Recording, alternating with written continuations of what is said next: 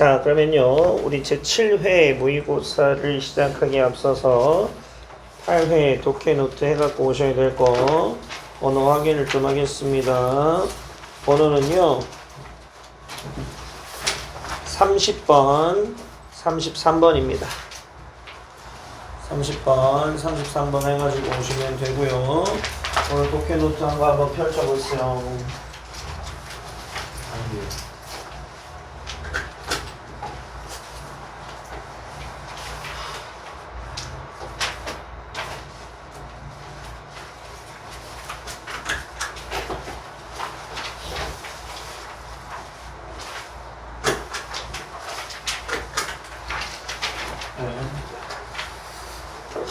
다들 뭐 열심히 하는 친구들이나 크게 어렵진 않았을 거고 이제 곧 우린 시험이 얼마 남지 않았습니다. 맞죠? 학교에서 특히 안국고하고 저동고 같은 경우는 아마 저랑 내신 대비를 할 걸. 저동 손 들어봐요. 안국 손 들어봐요. 네, 그래서 어디에요? 저 중3이요. 아, 그래요? 아마 수빈쌤이랑 하겠네요. 그래서 여기 학교들은 선생님 번호 알고 있죠?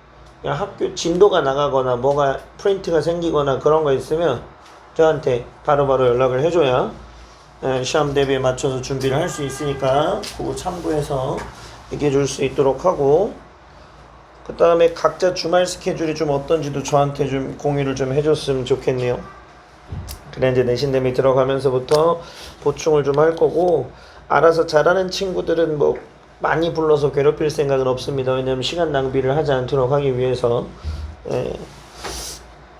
그럼 우리 31번부터 한번 보도록 할까요? 31번하고 몇 번이었죠? 34번이었죠? 오늘은 한번 내가 원활한 진행을 위해서 여기 밑에다가 미리 내가 이렇게 입력을 해갖고 왔지요. 근데 어디 갔어? 한 글자가 왜 사라졌지? 네, 좋아요. 자, 빈칸을 한번 보도록 하겠습니다. 우리 빈칸을 먼저 한번 보도록 해요.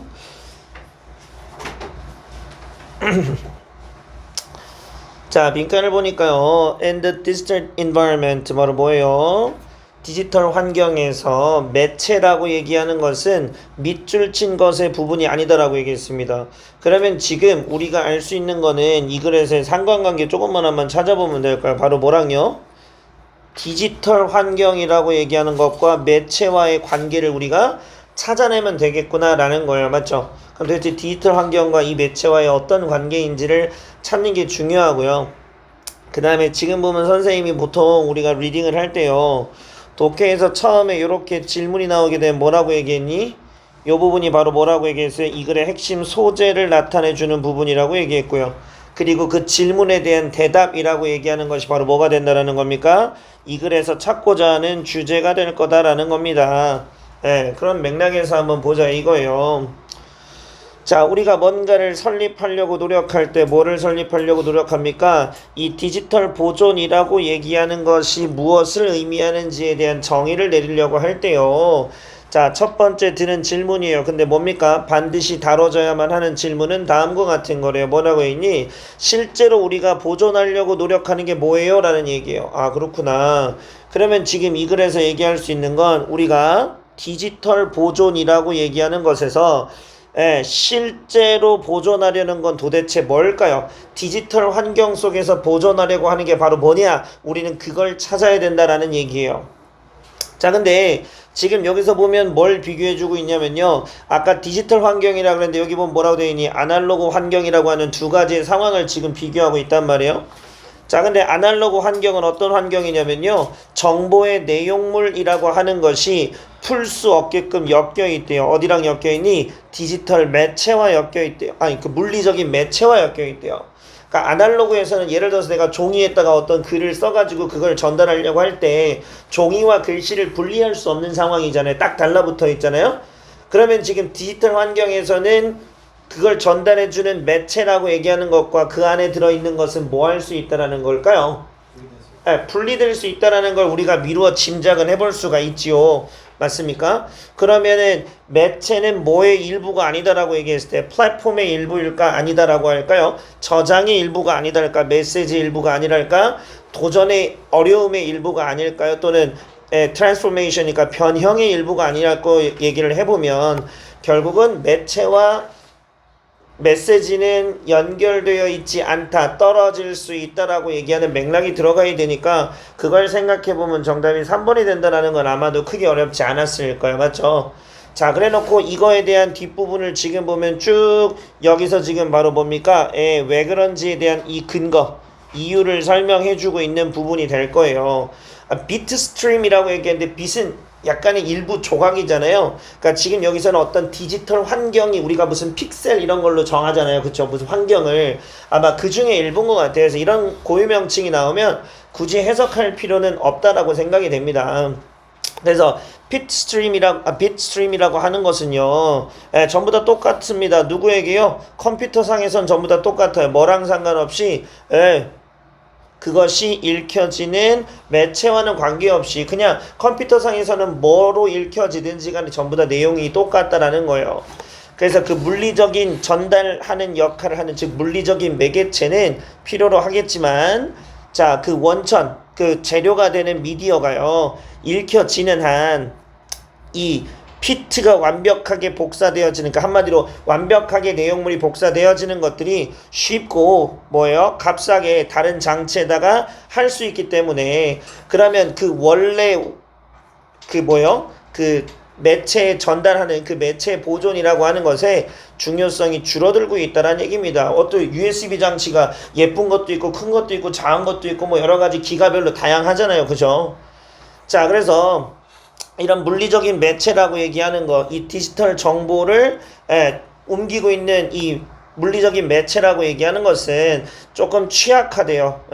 상대적으로 어디에요? 아날로그 매체에 비해서는 조금 취약하기 때문에 다음과 같은 사실이 기대되어진대요. 뭐라고요? 이 디지털 정보라고 얘기하는 것이 반드시 하나의 디지털 매체, 그 전달 매체에서부터 다른 매체로 이동되어, 즉 복사되어서 좀 이렇게 좀 보관되어야 될 필요가 있다라는 거예요. 뭐의 일부로서? 어떤 보존 과정의 일부로서. 그래서 지금 여기서는 이제 디지털 환경에서 여러 가지 매체, 전달하고자 하는 그 전달 도구가 상관없이 그냥 컴퓨터에 들어가면 전부 다 똑같이 읽혀질 수 있기 때문에 그 전달하는 물리적 역할의 전달자의 중요성은 떨어지지만, 그 장치가 만약에 고장나 버리면 안 되니까 여러 군데다 복사를 좀 해놓을 필요가 있다, 지금 이 얘기를 하는 거죠. 그래서 마지막 문장에서 보면 또 힌트가 되는 게, 여기 결론이 지금 얘가 나오는 거죠. 바로 뭐가 되겠습니까?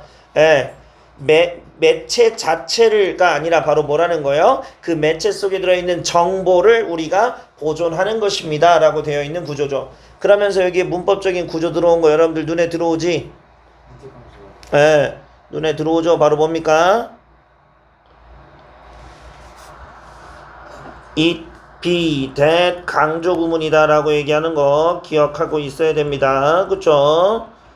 자, 그래서 지금 여기서 보게 되면은 내용 정리는 이렇게 선생님이 밑에 좀 해갖고 왔습니다. 그래서 여러분들 노트 정리한 거 한번 확인해 보시고, 초반 도입 부분에 디지털 보존은 과연 무엇을 보존하려고 하는가 라고 하는 것이 소재로서 던져준 부분이고, 그거에 대한 주제, 아날로그는 콘텐츠와 매체가 고정되어 있지만 디지털 환경 속에서는 매체가 메시지 일부가 되지 않는다라는 말이면, 다시 얘기하면 이 메시지 일부가 되지 않았다라는 이 말은요, 바로 뭐예요? 고정되지 않았다라고 얘기하는 것을 앞에 거랑 비교해서 우리가 생각해 볼 수 있다는 거예요. 그래서 매체랑 상관없이 그 메시지를 컴퓨터에다 넣으면 동일하게 파악할 수 있고, 그 매체, 물리적 장치는 필요로 하지만 복제를 막 아무데나 할 수 있기 때문에 이 물리적 장치가 중요하진 않다. 다만 보안이 취약하기 때문에 다른 곳에 복사해 놓을 필요가 있고, 결국에 얘기하는 건 그 내용을 전달하는 매체가 중요한 게 아니라 바로 뭐다? 정보를 보존하는 개념 자체가 중요한 것이다 라고 얘기하면서 이렇게 내용이 정리가 될 수 있을 것 같아요. 됐을까요? 그래서 아마 31번 자체는 크게 어렵지 않았던 내용이라고 확인이 되어지고요. 그 다음에 우리 30 몇 번이었노? 34번이죠? 네. 34번도 크게 어려운 건 없는 내용입니다.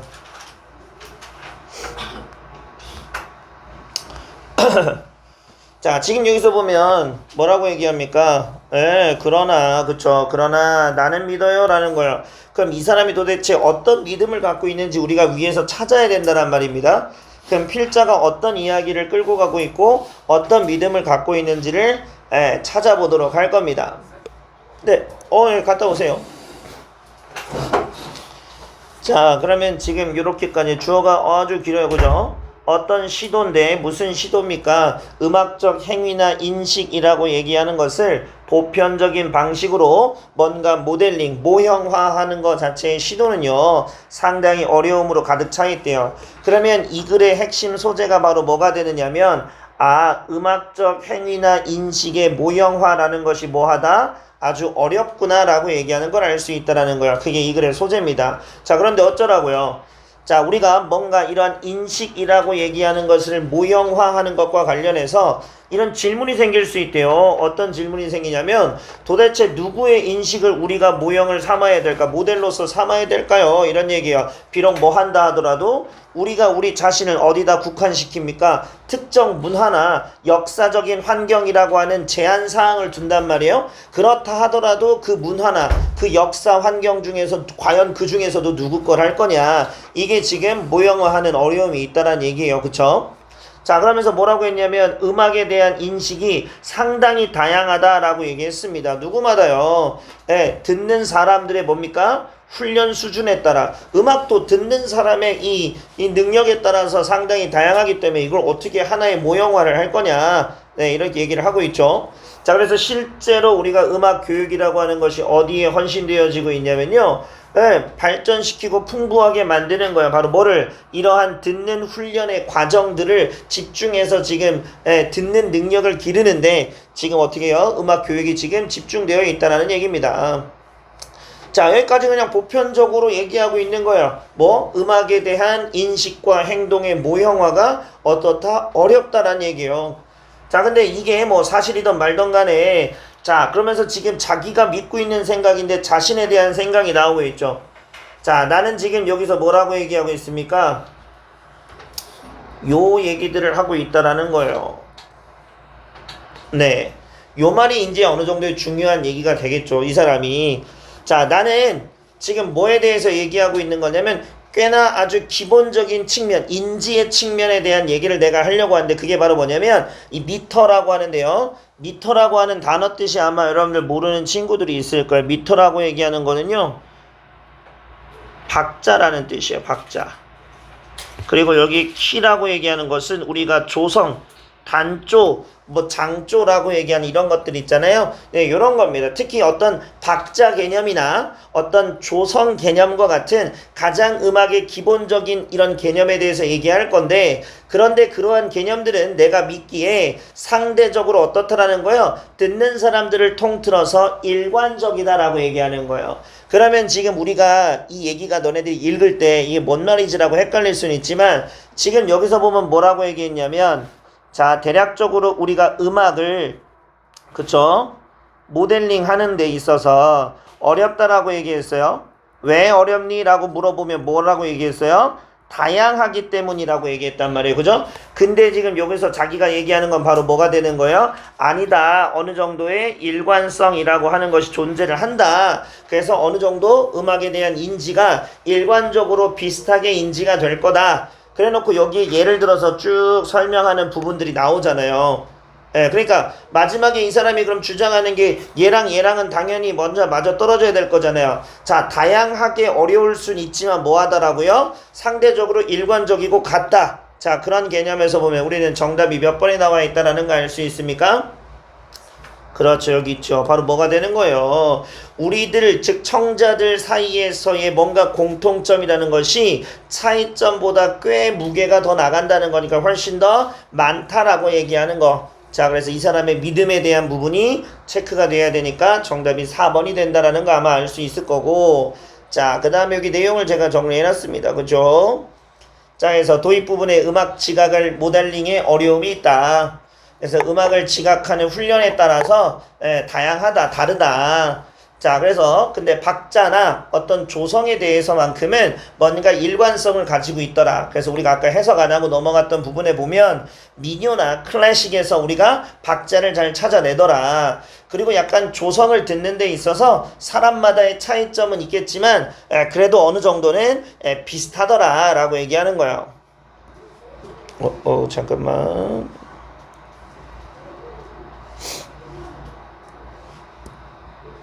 씨.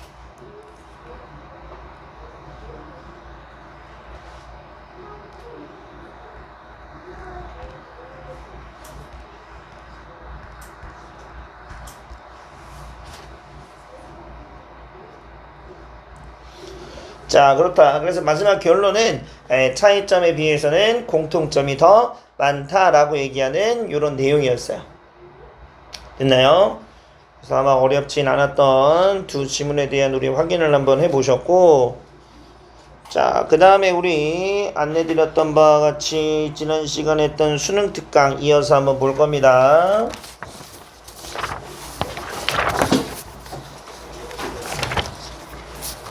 수능 특강 프린트 폈니? 안 갖고 온 친구 없죠? 내가 잘 갖고 다니라고 얘기했지? 자, 그러면 6번 할 차례죠. 6번. 네. 요 6번 할 차례일 테니까요. 요 6번 지금 시간 한 1분 정도 줄 겁니다. 한번 풀어보세요. 계약한 첫날이라 많이 피곤하고 힘들 거 알고 있습니다만 그래도 기운 내시고 2주간 잘 보내야 또 내신 대비 시작하니까요.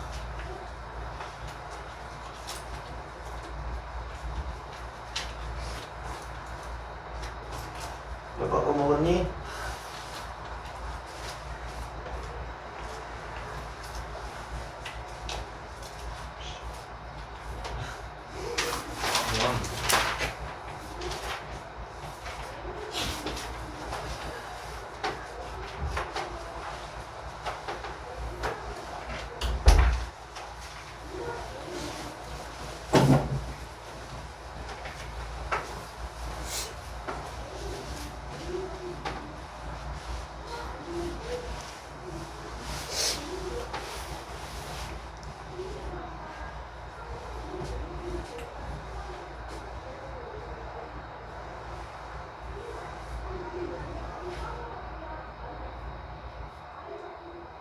잘 찍어 보이는데.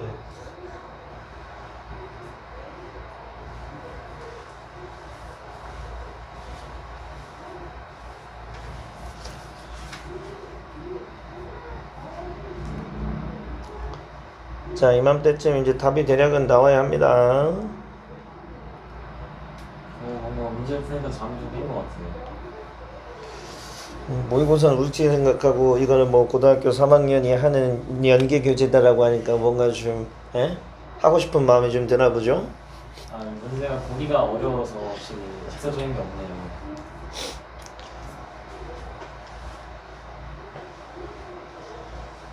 자, 지금 보면요. attention, 관심이라고 얘기하는 것은 음식이래요. 뭔가 먹이래요. 뭐를요? 그 관심이 계속해서 되돌아오도록 만드는. 그러니까 뭔가 관심이라는 건 관심이 계속 끌고 관심에 관심을 꼬리에 꼬리를 물고 올 수 있게 만드는 원천이다. 뭐 이런 얘기를 하고 있습니다. 그렇구나. 도대체 그럼 이게 뭘 빗대어서 설명하느냐라고 하는 우리는 내용을 찾아야 되는 상황인데 1번부터 선지를 보면요. acceptance, 수용이라는 것이 뭔가 잘 작동이 한대요. 효과적이래요. 오직 근데 뭐 할 때만 문제가 사라질 때만 수용이 잘 이루어진 거다라고 얘기를 하는 건지 아니면 우리가 문제에다가 자꾸 초점을 맞추는 것은 사람들로 하여금 뭐하는 그 문제로 하여금 어떻게 한다는 거야. 우리의 삶에서 계속 지속되게끔 만든다는 거예요. 내가 문제에 집중을 하면 계속 문제가 생깁니다. 뭔가 관심이 관심에 꼬리를 문다라고 여기는 문제가 문제를 꼬리에 문다라고 지금 비유적으로 설명하는 거 보니까요. 왠지 일단 2번이 비슷해 보이고요. 자, 그 다음에 지금 관심을 찾는 것은 하나의 방법인데 무슨 방법입니까? 개인들이 좀 편안해지는 방법이다 이 얘기를 하는 건지 자, 우리는 더 잘 수행을 할 수 있대요. 뭐 할 때요? 우리가 뭔가 우리의 노력에 대해서 인정을 받게 될 때 우리는 더 잘할 수 있다는 얘기를 하는 건지. 자, 아니면 인기를 추구하는 것은 사람들로 하여금 뭔가 사회적 순환, 이 안으로 사회적인 어떤 연결고리 속으로 계속 되돌아오게 만든다 이런 얘기를 하고 있는 건지. 맞습니까? 네, 그러면 과연 이게 어떤 상황을 설명하는지 우리가 딱 처음을 보면 돼요. 뭐라고 얘기했니? 수용한다거나 아니면 약간 좀 평화로운 상태. 그쵸? 뭔가 어떤 상황을 수용하거나 평화로운 상태를 유지한다라는 건 쉽지가 않대요. 그렇구나. 약간의 시간과 인내력과 일정의 바로 뭡니까? 용기라고 하는 것들이 필요하구나 라고 얘기했어요. 그렇구나. 뭔가 그러니까 받아들이는 거에 대한 얘기를 하고 있네요. 그러면 이 글의 핵심은 바로 뭡니까? 수용이라고 얘기하는 거예요. 뭔가 받아들이는 것 자체가 일단은 뭐라고 했어요? 쉽지 않단 말이에요. 쉽지 않기 때문에 우리가 시간이나 노력이나 이러한 것들, 인내력이라는 것들이 필요로 할 수밖에 없는 거구나 라고 얘기를 했네요. 아, 그러면 이 글은 사실상 수용에 관련된 것이다 라는 거. 그래서 어떤 친구들이 이제 수용이라는 단어를 보고 1번으로 확 찍어갖고 틀리는 친구들이 발생을 하기 쉽단 말이에요. 자, 근데 진정한 수용이라고 하는 것은 뭐라고 얘기했니? 뭔가를 사라지게 만들려고 하는 게 아니래요. 자, 뭔가가 사라지게 만들려고 하는 것이 아니래요. 자, 그 다음에 아마 요 표현 좀 모를 건데요. 요 표현은 좀 알아뒀으면 좋겠습니다. 우리가 as in 이라고 얘기하는 게 바로 뭐냐면, 자, 뭐뭐의 경우와 같이라는 거예요. 네, 요런 뜻들 아마 맨날 뭐 such as, just as 이런 표현들만 볼 텐데, 이게 약간 그런 의미로서 뭐뭐의 경우와 마찬가지로. 그러니까 예를 들어서 어떤 경우에 마찬가지냐라고 보면은 뭐라고 얘기했니? 자, 내가 이것을 받아들이게 되면요. 자, 그건 사라질 거야와 마찬가지로 뭔가를 없애버리려고 하는 것에 대한 문제가 아니다. 그렇구나. 그러니까 수용이라는 건 뭔가 어려움을 없애버리는 게 수용이 아니다라고 얘기하는 말을 지금 해주고 있습니다. 자, 그 다음에 지금 여기서 보게 되면은, 그것은 좋은 방법이래요. 무슨 방법이니? 낙담하기 딱 좋은 방법이에요. 언제요? 뭔가 문제라고 하는 어떤 상황이 사라지지 않으면요. 그러니까 뭔가를 없애는 게 수용이라고 생각할 때 없어지지 않으면 낙담하기 쉽겠죠. 자, 그래서 우리가 뭔가를 사라지게 만들기 위해서 수용을 이용한다면, 그러니까 내가 뭔가를 해결하기 위해서 그냥 수용을 한다면 그건 뭐라고 얘기하는 겁니까? non-acceptance라고 되어 있으니까 수용하는 게 아니다라고 얘기했죠. 여기 밑에 보면 뭐라고 있어요? masquerade as라고 얘기하는 게 뭐뭐로 가장했다. 즉 수용으로 가장한 것이다. 뭐 하기 위해서? 그것을 없애기 위해서, 즉 뭔가 불편한 것을 없애기 위해서. 근데 그것은 네가 뭔가 부정적인 감정을 갖고 있는 그런 뭔가를 없애기 위해서 내가 그냥 그래 못 이기는 척 받아들여주는 위장 수용일 뿐이다 라고 얘기하는 거예요. 됐습니까? 자, 그래서 우리가 낙담하는 것 대신에 뭔가 해결이 안 된다 해서 낙담하는 것 대신에 자, 우리는 더 좋을 거예요. 뭐 하는 게요? 알아차리는 게 뭘 알아차릴까요? 자, 무슨 일이 일어나는지, 언제요? 우리가 어떤 상황이나 경험과 뭔가 싸우고 있을 때, 즉 우리가 불편한 상황을 느끼게 됐을 때 우리가 무슨 일이 있을지를 좀 아는 게 중요하다. 그것은 이제 점점 더해질 거다. 그래서 우리는 자, 궁금해할 수 있겠죠. 뭐에 대해서 궁금해합니까? 자, 무슨 일이 벌어지죠? 우리가 뭐 한다면? 자, 그것과 싸우는 것을 멈춘다면 무슨 일이 일어날지 궁금해할 거예요. 자, 그래서 진정한 우리의 수용을 통해서요. 그러한 경험에 대한 어떤 영향력은 뭐 하는 겁니까? 줄어들기 시작하고요. 자, 그 다음에 시간에 따라서 지나서 이러한 경험들은 우리들에게 좀 덜 영향력을 줄 거예요 라는 얘기예요. 그러니까 뭔가 내가 불편한 걸 싸우려고 하지 말고 아, 이게 왜 일어났지? 이러한 것들을 이해하고 우리가 생각을 하는 연습을 하는 거, 그게 처음에는 어렵겠지만 시간이 지나면서 이제 우리의 그런 불편함들을 없애주게 할 거다라는 얘기입니다. 그래서 비유적으로 설명을 지금 들어주는 부분이 뭐냐면 자, 우리가 바로 뭐예요? 마치 방문을 받는 것과 같아요. 누가? 길 잃은 강아지가 근데 그 길 잃은 강아지가 계속해서 돌아온대요. 왜 돌아옵니까? 우리가 계속해서 먹이를 주니까요. 자꾸 먹이를 주니까 걔가 찾아오는 것과 마찬가지예요. 근데 그러다가 걔가 금방 흥미를 잃을 거예요. 그리고 사라지겠죠. 뭐 하게 되면? 먹이를 주지 않으면요. 관심도 마찬가지입니다. 그럼 사실 밑줄 친 부분에 비유를 하는 이 앞에 있는 부분만 봐도 여러분들이 정답을 찾을 수 있는 기본적인 포인트는 있었다라는 얘기입니다. 그럼 결국은 자, 관심은 관심을 주니까 계속 관심을 가지는데 그걸 끊으면 사라지는 것과 마찬가지로 우리가 자꾸 뭔가 문제에 대해서 집중을 하고 얘가 왜 안 없어져 이렇게 생각을 하면 마음만 불편할 뿐이지 계속해서 우리가 문제에 대한 끊임없는 생각을 떨쳐낼 수 없다, 이런 얘기들을 해주고 있는 부분입니다. 됐나요? 그래서 이 글은 꽤 재미난 글입니다.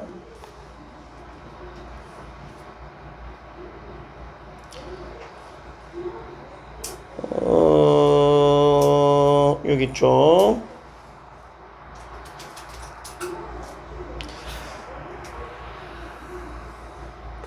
진정한 수용에 대한 의미, 그리고 그걸 빗대어주는 부분. 그래서 결국은 관심의 먹이다라고 얘기하는 거. 정답이 우리가 요거다라는 거 아마 찾는 데엔 어렵지 않았을 거라고 생각을 해요. 선생님이 내용 정리를 간단하게 해주는 동안에 여러분들은 그 다음 7번 문제에 답을 한번 찾아보고 계세요.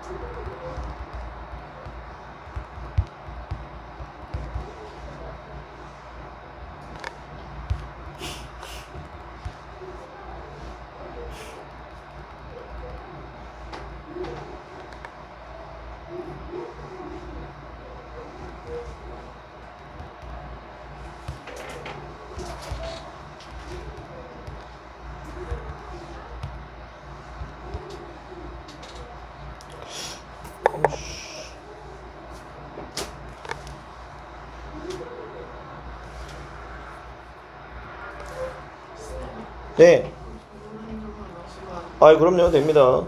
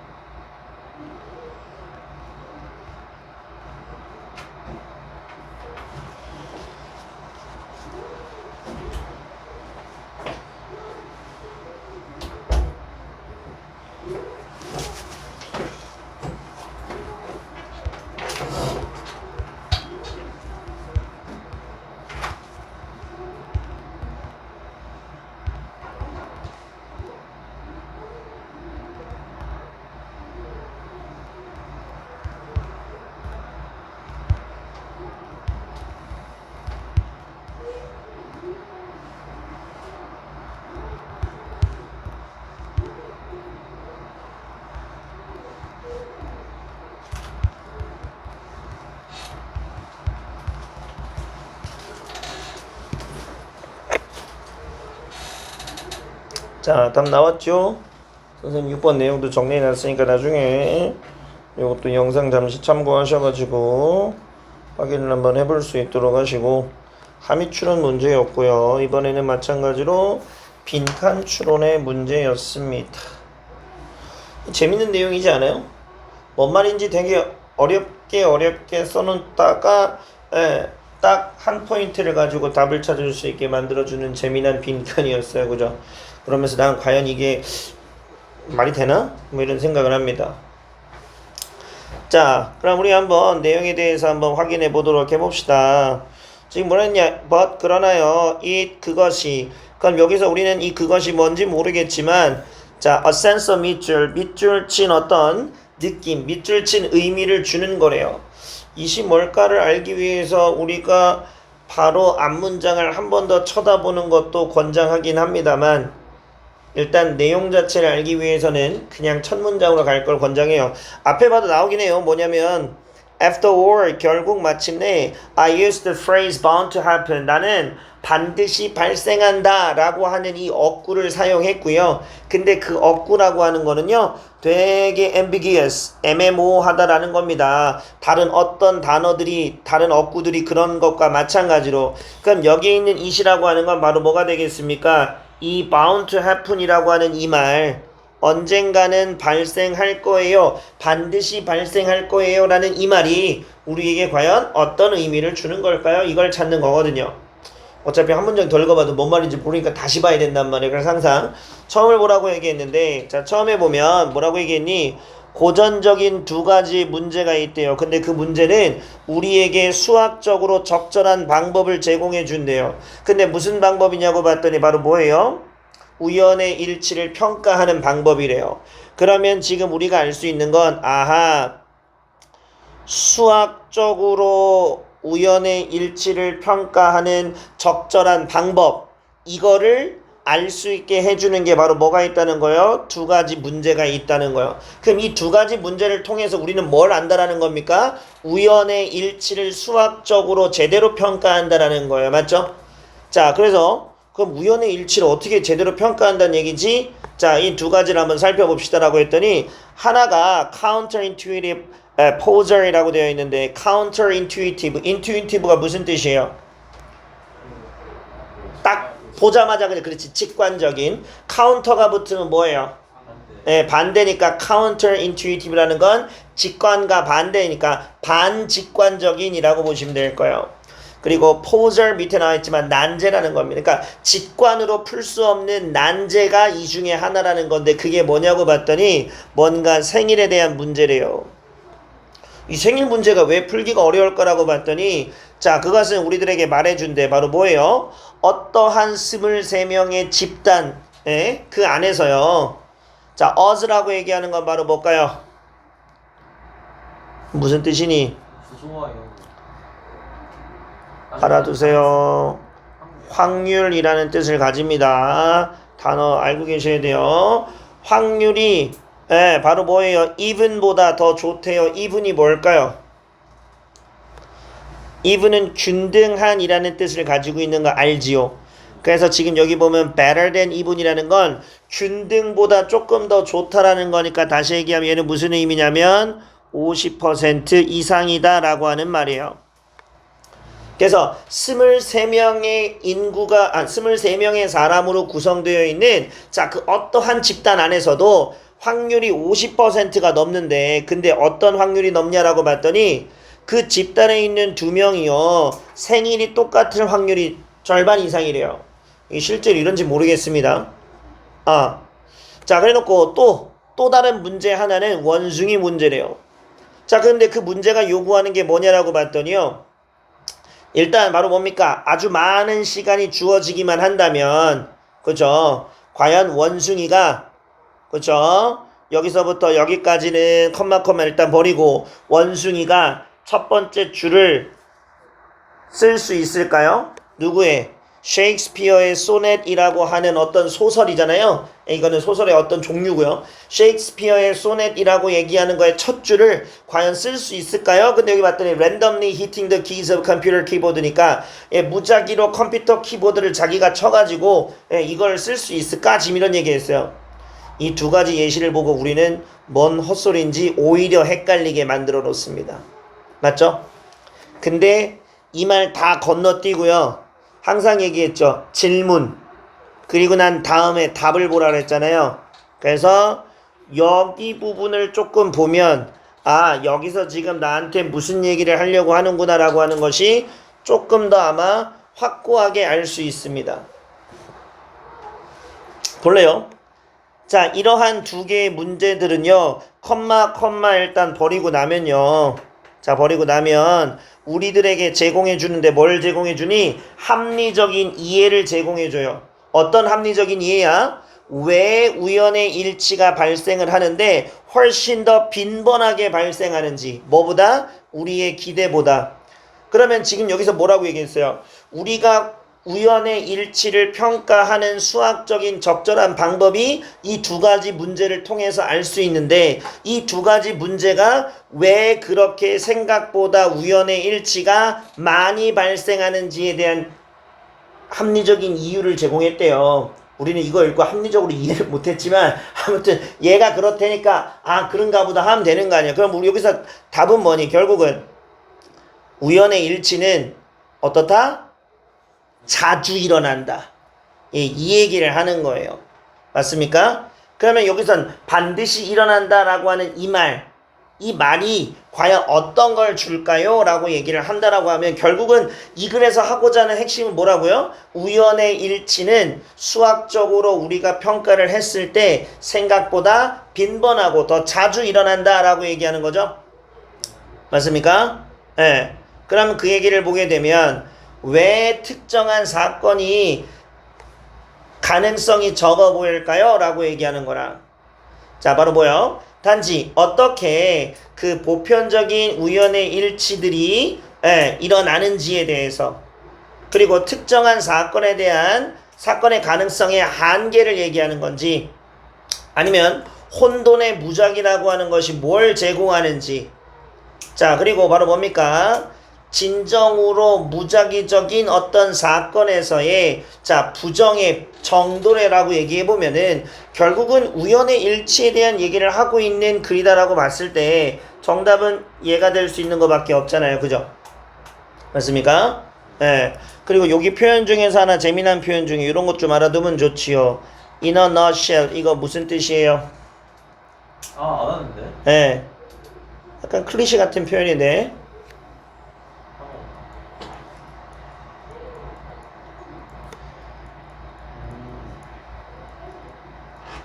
simply put, 네, 이렇게도 표현하지만 in a nutshell, 우리가 간단히 말하자면 이라는 뜻을 가지기도 한다 라는 걸 알아두셨으면 좋겠다라는 겁니다.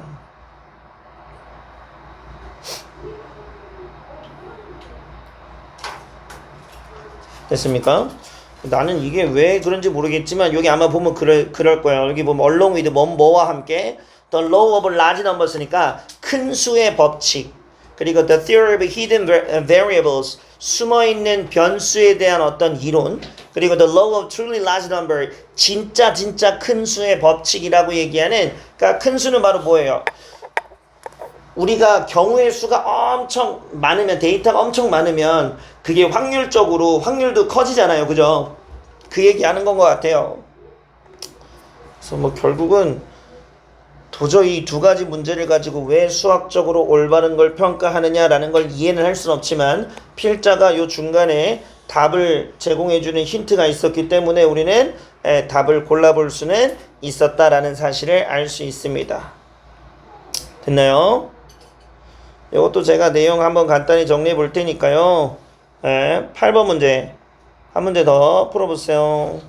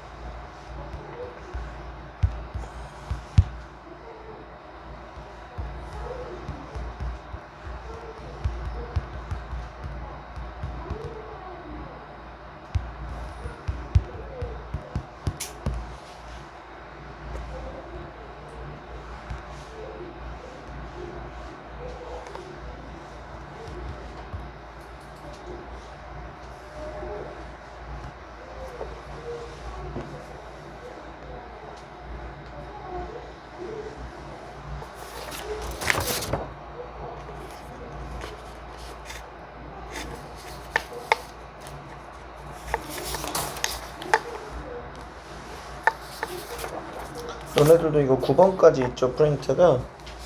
네. 다음 시간엔 선생님 프린트 새 것도 줄게요.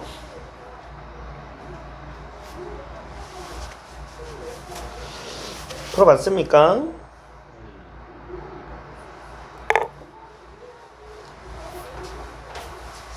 이제 답들은 좀 이제 잘 모르고 있어요.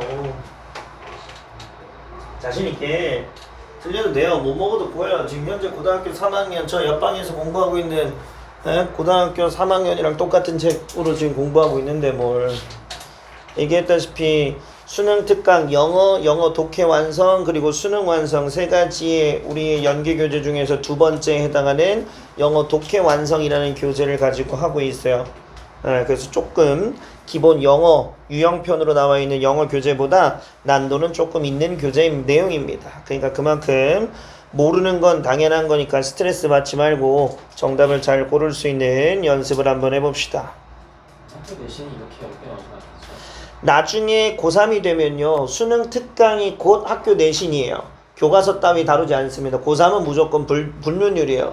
이게 내신으로 들어가요. 그러면 이거 배운 거 이 지문을 빈칸 문제가 문법 문제로 주제 문제로 뭐 요약 문제로 순서 문제로 등등등등 바뀌게 되는 거죠. 그러니까 내용을 공부하기가 사실은 쉽지 않죠.